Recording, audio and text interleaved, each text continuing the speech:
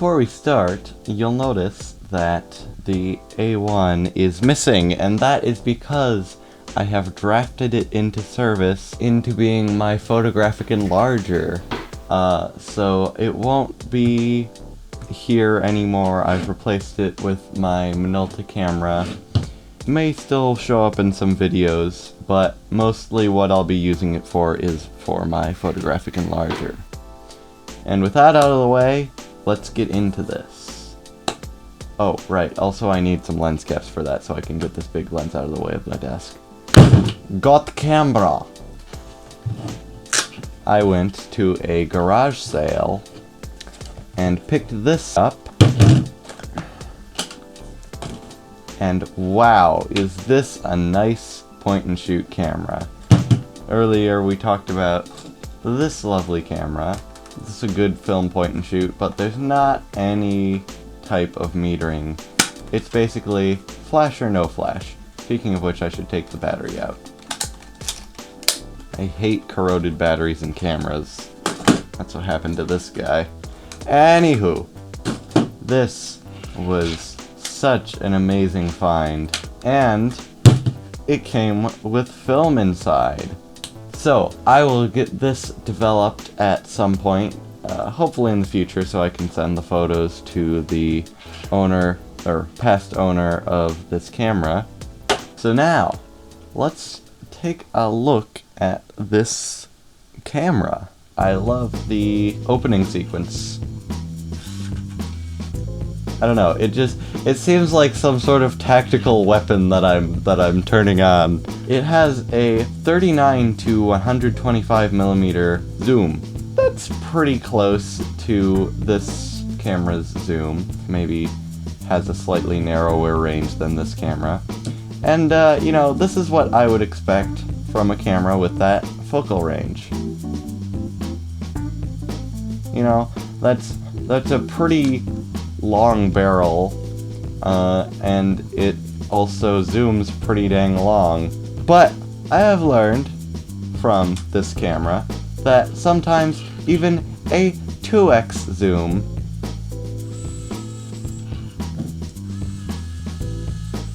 can still have a pretty long extension depending on how they designed it. But boy was I surprised when I zoomed this camera in. That is the longest lens barrel I have seen on any point and shoot ever. And like, it's only 135 millimeters. 125, whatever. This thing is crazy.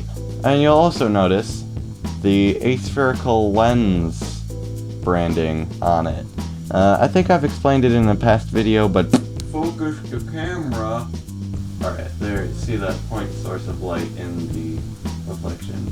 Notice how it stays relatively the same size around the middle of the lens. And the way to spot an aspherical lens without the branding is to move the light out to the edge and see how it warps like that? A spherical lens doesn't do that. So if future me feels like finding a picture on the internet of what an aspherical lens looks like, it should make sense why the reflection warps like that. So overall, a nice lens on this thing. I expect good image quality from it.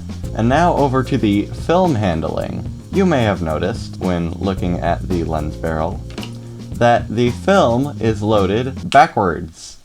So if I grab my throwaway roll that I have shown myself destroying several times on this channel, if we just load that into there, pull it across and stick that in there, it's a quick loading camera. And might I add that even for a quick loading camera, this is a pretty dang good loading system. It's a little bit wonky. Oh, didn't know it did that. It's a little bit wonky that the film goes in upside down. Oh, stupid technology. I was just complimenting you. Now it's gonna...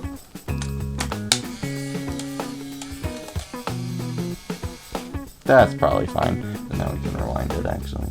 Do I have to turn it on first? Okay, there we go.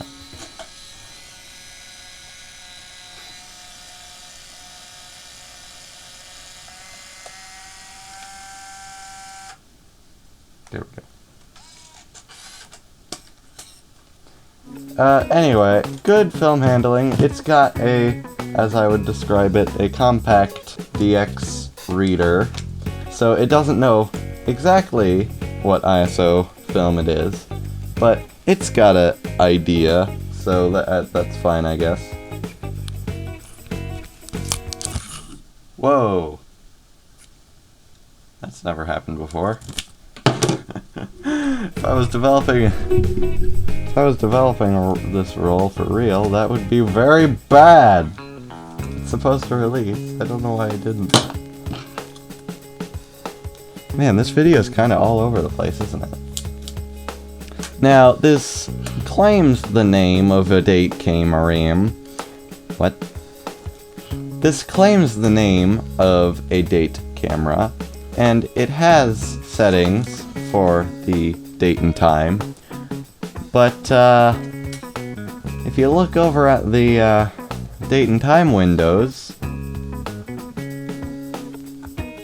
I don't really see any date and time lights on there. So, you know, I'm not an expert in this. I'm not an expert in time stamping, so I don't know how it works. But, I would assume that, you know, there'd be like a little 7-segment display behind there, but who knows? I would open up this one, because this is my only other... Oh, why did my thing always gotta stop recording? Oh yeah, by the way, I figured out why all my SDs keep breaking.